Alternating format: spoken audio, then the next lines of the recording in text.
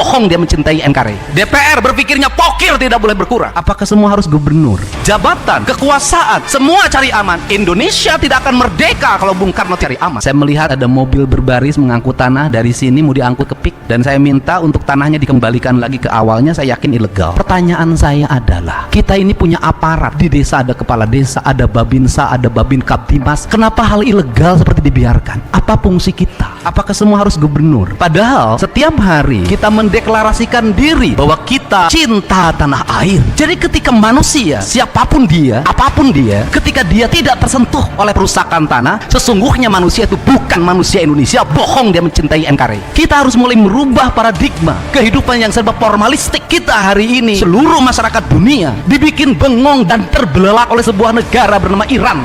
Dia melakukan sesuatu di luar dugaan seluruh rakyat dunia. Kekuatan perang yang bernilai triliunan, pesawat tempur, kapal, misil, dan semuanya rontok oleh barang-barang yang hanya ratusan juta. Tapi bukan urusan ratusan jutanya. Satu, ini penting bagi orang Jawa Barat. Mereka bangga terhadap peradaban Persia, dan dia sudah merasa kami sudah menjadi bangsa besar sejak 5.000 tahun yang lalu. Kami bangsa beradab sehingga tidak boleh ada satupun manusia yang menginjak-injak peradaban kami. Pemimpinnya, imamnya lebih memilih hidup syahid di awal dibanding dia selamat tapi negaranya diinjak. Pertanyaannya adalah, di Indonesia adakah tokoh yang seperti ini? Dipersiapkan pendidikan yang gratis untuk rakyatnya dari mulai TK sampai perguruan tinggi. Anak-anaknya sekolah, membuat dia menjadi kreatif, inovatif, membuat dia menjadi bangsa yang memiliki spirit yang kuat. Efisiensi dalam APBN-nya hanya 1.000 triliun, alokasi pertahanannya 132 triliun, penduduknya 92 juta, tapi mampu menjadi bangsa yang tegak. Tidak akan ada kemajuan Jawa Barat kalau apa? Cara berpikir kita semua normatif. Gubernur berpikirnya bagaimana terpilih lagi. ASN berpikirnya tukin tidak boleh berkurang. DPR berpikirnya pokir tidak boleh berkurang. Semua orang berpikir normatif. Jabatan, kekuasaan, semua cari aman. Indonesia tidak akan merdeka kalau Bung Karno tidak cari aman. Indonesia tidak akan lahir tokoh-tokoh besar kalau semua orang cari aman. Kalau semua cari aman, berpikir hanya karir dan masa depan, saya tidak meyakini kita akan maju. Yang penting pegawai negeri kelihatan oleh pimpinannya, maka negeri ini tidak akan sampai puncak kemajuan. Kenapa? Tidak ada orang yang melakukan dialektika pengabdian sebagai abdi negara, sebagai bayangkari negara secara total pada negara kesatuan Republik Indonesia. Tidak akan pernah tercapai.